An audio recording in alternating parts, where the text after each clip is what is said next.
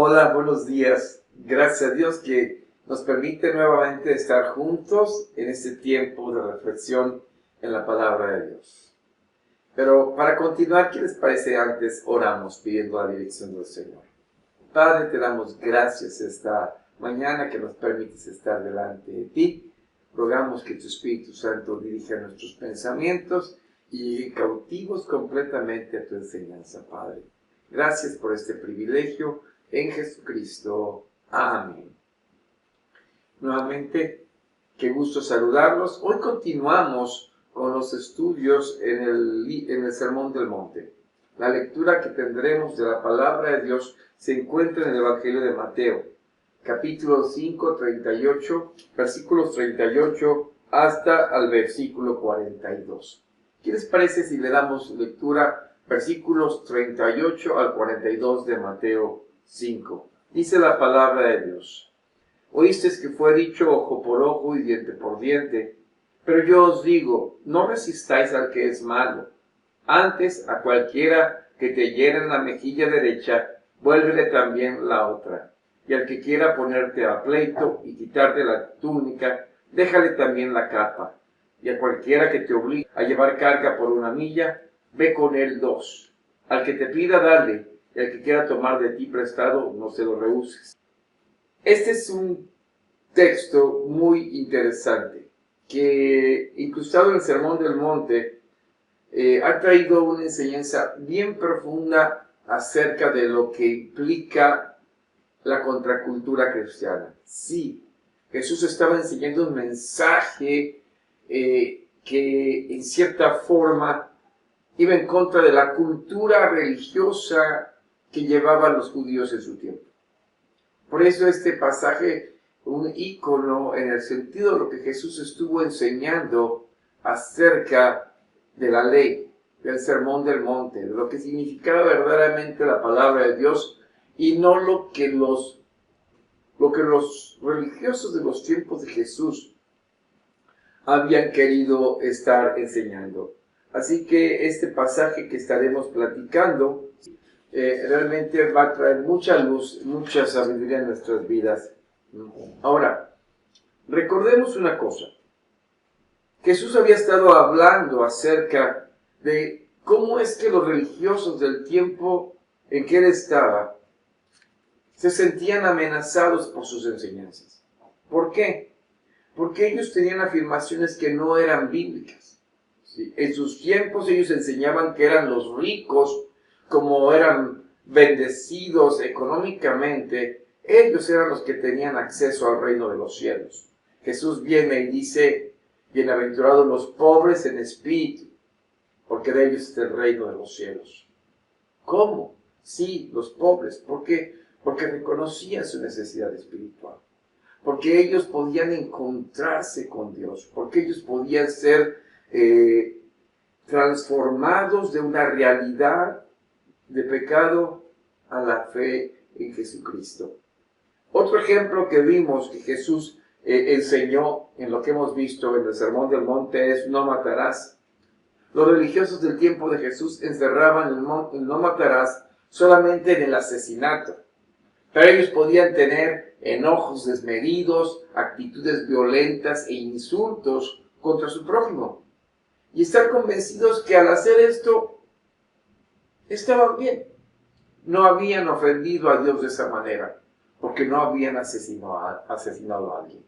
Jesús les dice: cualquiera que le diga fatuo o necio, aquel que se enoje desmedidamente con su prójimo, ya era culpable de juicio. Uno más: no cometerás adulterio. En aquel entonces enseñaba que solamente la relación sexual física era la que era completamente señalada en el mandamiento. Jesús dice: no es así. Cualquiera que mire a una mujer para codiciarla, ya adulteró en su corazón. ¿Por qué? Porque todo esto reflejaba la realidad interior de la persona, su corazón.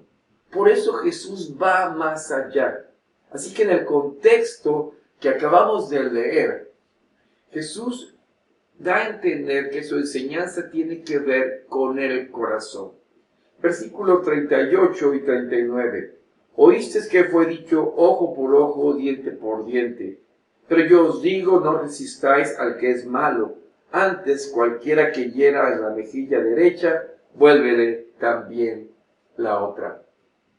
Este texto del verso 38, ojo por ojo y diente por diente, es sacado de la ley de Moisés. Sí, en la ley de Moisés fue enseñada al pueblo de Israel cuando fue sacado de Egipto. Y en ese sentido, el pueblo de Israel venía muy influenciado por los egipcios. Y de alguna manera tenían que volver a los principios de Dios, ser enseñados en la ley de Dios. Se les dio la ley moral, los 10 mandamientos.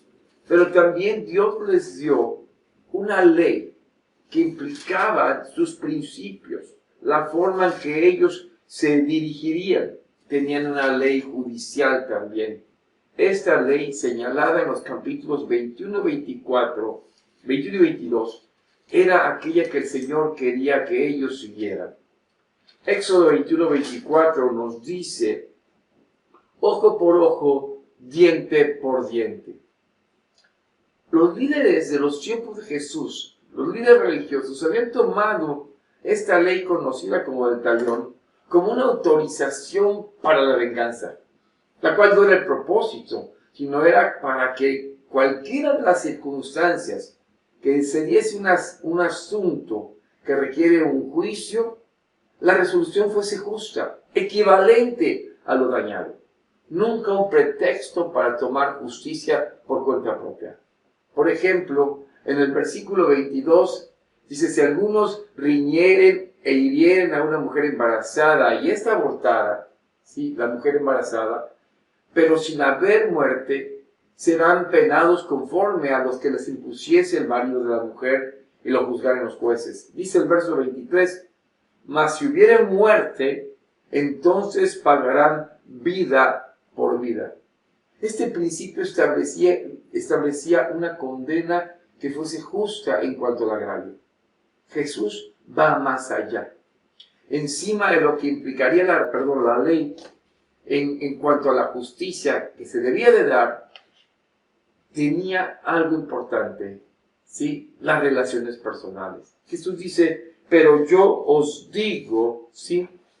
No resistáis al mal. Antes, a cualquiera que te hiere en la mejilla derecha, vuélvele también la otra. Al que te quiera poner a pleito y quitarte la túnica, aléjale también la capa. Y cualquiera que te obligue a llevar carga por una milla, ve con él 2. Jesús lo que enseña es que aquel que de alguna manera se encuentre en conflicto contigo, no te pongas en el mismo plan resistiéndole, entrando en conflicto con él. Algunos relacionan esto cuando dice al malo como no resistir a Satanás, pero esto no se refiere a eso, ya que está hablando una franca oposición en un sentido de 2 personas. La Biblia nos enseña claramente que en la lucha espiritual tenemos que oponernos al enemigo, a Satanás. Pero en estas situaciones circunstanciales, en cuestiones personales, en este sentido de un conflicto, cuando alguien se quiere aprovechar de ti, podemos reaccionar diferente. Presento un ejemplo. Cualquiera que te hiera en la mejilla derecha, vuélvele también la otra. Si alguien está molesto contigo y te insulta, relájate. Ponle la otra mejilla. La afectada era una ofensa pública que humillaba. Jesús nos llama a pasar por alto esta ofensa pública, que se le baje el coraje a la persona. Sé un pacificador, pero no está diciendo que si alguien se suelta dándote golpes, te quedes recibiéndolos. El contexto es en una familia, bajo leyes y principios. Es un insulto, no una golpiza. El versículo 41 dice la palabra de Dios, cualquiera que te obligue a llevar la carga por una milla, ve con el 2.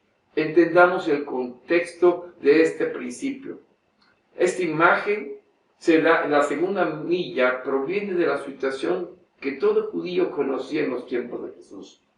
Palestina había sido conquistada e invadida por Roma, y las patrullas de los soldados romanos mantenían el orden y la paz. Era como los policías. Los soldados llevaban sus armas, su ropa, su comida, sus mochilas, y todo esto era pesado, y lo llevaban continuamente. La ley romana establecía que cuando un soldado le pedía a otra persona, fuese quien fuese, que le cargara la mochila, tenía que hacerlo.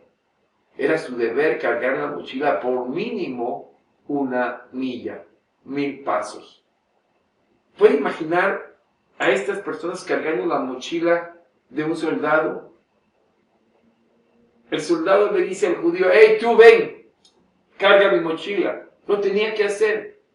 Y tenía que contar los pasos: 998, 999, 1000, ya acabé. Cuando terminaba, el soldado podía buscar otra persona para que lo hiciese. ¿Se puede imaginar cómo se sentían los judíos cuando un soldado romano se lo pedía? Era un insulto para ellos, una humillación, era vergonzoso.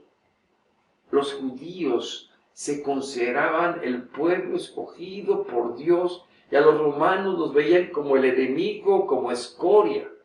Cargar su mochila de este enemigo enfurecía a los judíos. Pero al terminar esa primera milla, si tu reacción era diferente, te decía: no te preocupes, yo te llevo otra milla. Esto te haría hablar de ti diferente. ¿Por qué otra milla? Porque así es mi Padre Celestial, que es generoso, que es misericordioso, ama. Dabas testimonio de Jesús. Y es lo que dice Jesús: si te piden que te lleves una mochila, 1 milla, hazlo, luego regálales otra milla. Ve más allá. La gente pudo haber pensado: esto es una promoción o algo de millas acumuladas. No. Jesús estaba diciendo: haz más allá de tu deber. La primera milla es solamente aquello que se hace con obligatoriedad. Tú haz más allá. Camina una segunda milla, o pon la otra mejilla. Haz más allá de lo que se espera de ti. Amados, Dios nos llama a ir más allá de lo que significa simplemente cumplir.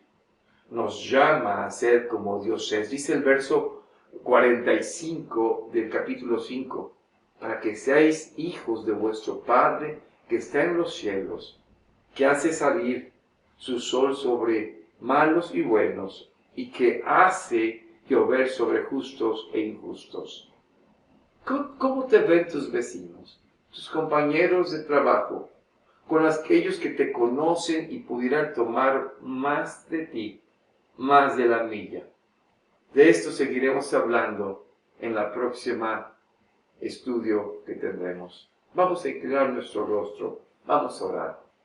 Padre, permítenos, Señor, entender que como creyentes en Jesucristo, vayamos siempre más allá, creyendo, Padre, que reflejamos tu carácter, reflejamos tu amor, te reflejamos a ti como Padre nuestro. En Jesucristo. Amén. Dios te bendiga.